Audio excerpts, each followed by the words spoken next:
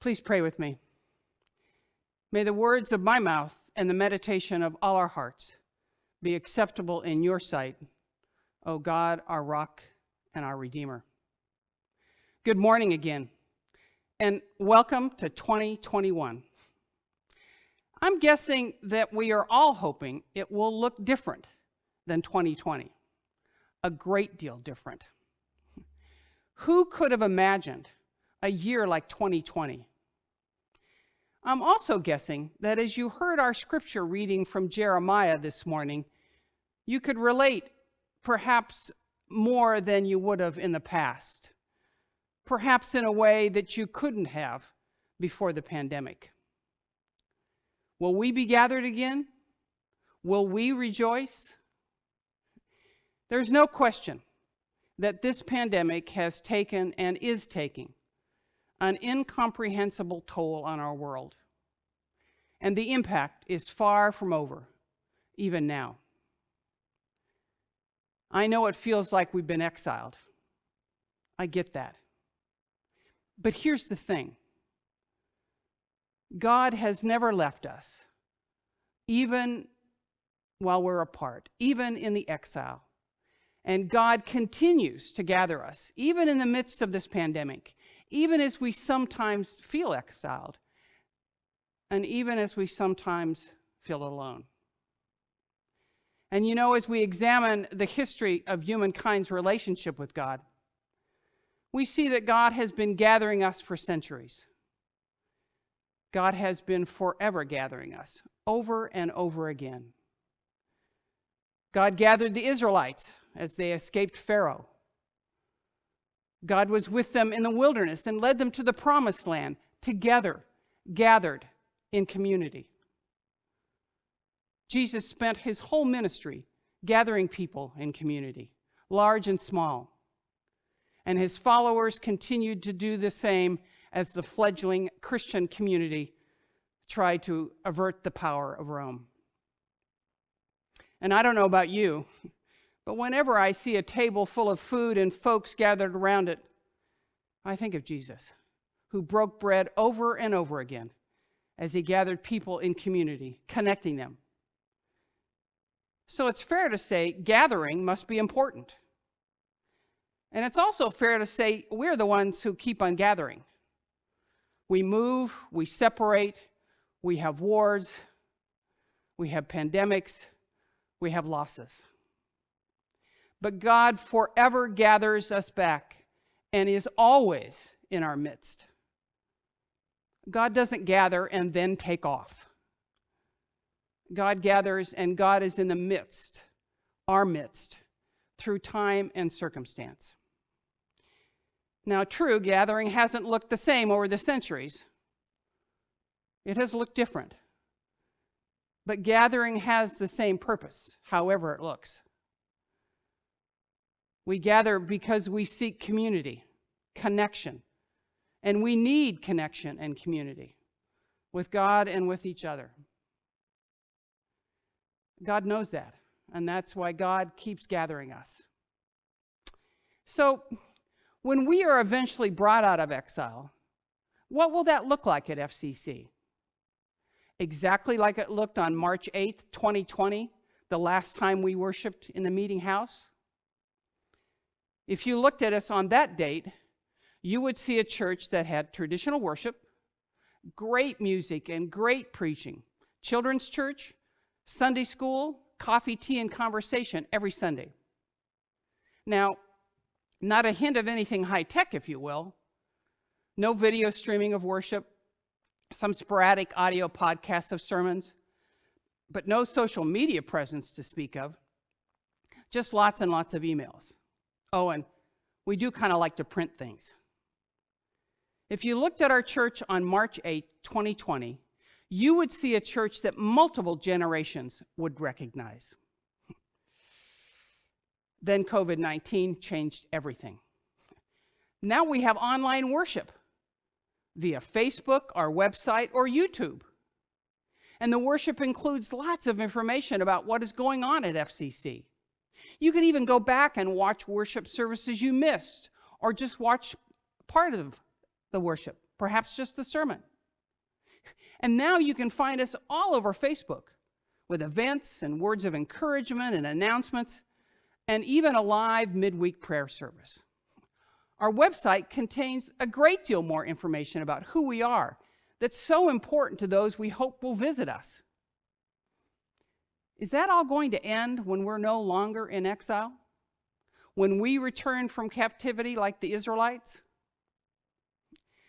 It will no more be exactly the same for us than it was for the Israelites brought back from exile. And I say to that, thanks be to God. Because of COVID-19, when we return from exile, FCC is going to be exactly what it was on March 8, 2020, and then some. Because we want online worship to stay. It not only helps us reach out to the community, but it allows folks who are sick or out of town to still be with us, gathered together in community. And when you invite folks to experience our church, the online worship service is a great way for them to get a taste of who we are before visiting in person. We love our Facebook presence and the improvements to the website. And Zoom has become a great tool for meetings and other things. You know, I've been reading this book about visioning. And it contains a story that resonates with me deeply. It's about a watchmaker. My father was a watchmaker. He was the kind who sat bent over a watch bench with his magnifying eyeglass on. I can still see him at that bench and see him lift up his head and smile when I walked into the store. He repaired watches, jeweled movement watches, watches with over 100 moving parts sometimes. He was a craftsman. Then quartz technology changed everything, and watches no longer had springs or gears. My father had two choices. He could either throw up his hands and complain that things were not the way they used to be, the way they should be, or he could embrace the new technology and become just as skilled in repairing quartz watches. He chose the second option. But that didn't mean he stopped fixing watches with springs and gears. It didn't mean he stopped loving those watches. I own several that prove otherwise. This new year gives us a chance to further embrace something new, something that isn't just an exile experience.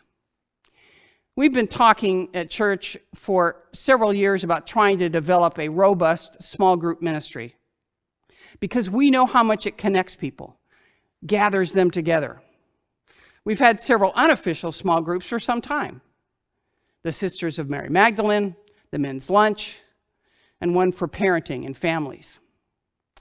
Small groups, or more precisely growth groups, can be an important element in creating that connection, that community, leaning into the gathering that God is forever doing with us. A couple of years ago, Pastor John asked Gary Worrell and I to lead a Northwest Houston small group. I laugh at calling it a Northwest Houston group because we stretch from the 1960 area all the way to near downtown. We're a group of new FCC members and longtime FCC members. We just meet and eat once a month. That's all. Nothing earth-shattering.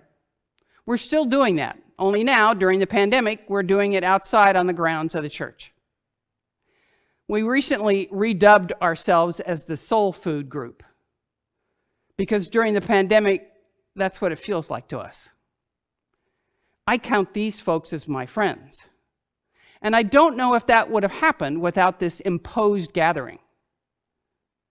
The truth, though, is as important as that connection is and community has been, this gathering hasn't resulted in the creation of more small groups. In addition, our membership has remained relatively static. So last spring, we started a more robust small group plan. Kelly Stevens leads the effort along with Peter Overland, and it utilizes a new approach. It was launched with the summer semester 2020. And as a result of the pandemic, what was as envisioned as a in-person, community-building, connection-making, God-gathering program became an online Zoom experience. I led one of those first groups along with Robin Stillwell. This fall, I participated in 2 of them. Despite being in exile, despite the pandemic, these groups have been a gift to me. You see, I'm still relatively new to FCC. I'm single and have no children. I've met a lot of folks, but except for the people in my soul food group, I didn't really know a bunch of people or know much about them. On Sundays at church, I would say hi to folks, enjoy worship, and afterwards usually have a cup of hot tea in the assembly room, eat a couple of biscottis, and then head home to whatever else I had planned for the day. Then I became a deacon, and Sundays became about doing my deacony stuff. I greeted a lot of folks, especially visitors, but spent even less time in real conversation. It is the growth groups that I've been a part of, where I've started to know people better and feel connected and gathered. Our check-in time at the beginning of each Zoom session has been as meaningful as the content. I love hearing what is going on with people in my growth group, although I'm embarrassed to tell you how much they know about my 2 cats. All these months of the pandemic, I've felt connected and gathered with my church family because of the growth groups and my soul food group. You see, small groups can be a place where new friendships are formed. That's certainly been true for me. They are a safe place to meet new people, make friends, grow in faith, and have fun. People grow when they step outside of their comfort zone and are exposed to new ideas and new people. I'm a bit reluctant to tell this story because I got it from a Christmas movie. Don't ask me how many I watched. It was a movie entitled Noelle, where Noelle, who is a girl, becomes Santa Claus rather than her brother Nick. Noelle is talking with someone she has met who struggles with the changes in his Christmas traditions. Noelle says to him, "Traditions change. New ones are scary, but they might be great. And if you know what Christmas means to you, the tradition is just the wrapping." Perhaps we could reword that and say, traditions change. New ones are scary, but they might be great. And if you know that what is happening is God is gathering you, then the new tradition is a gift. Growth groups are a new tradition at FCC, a new way for God to gather us. There'll be Zoom groups for at least a few more months. Some may stay Zoom even when we return from exile. The spring 2021 growth groups start in February, and sign-ups begin today. I know there's one just for you. Some are groups that are continuing, like the mindfulness group I'm in. The wine tasting group is continuing, and if I were a drinker, I'd be all over that one. There are several more that are continuing as well. New ones include a racial allyship group that will focus on a book to read. Don't let that scare you. I did a growth group this past semester that included a book I had to read with my dictionary next to me, and it was still enlightening and inspiring. There'll be a topic-oriented grief group and a church and society-themed group. Don't they all sound good? I wonder how many I can manage in a week. So I'm asking you to take a look at what is being offered and jump in and sign up. Perhaps ask someone new to FCC to join you. We will be together again, in person. The day will come. Here is a new type of gathering God has given us that connects us, even in exile.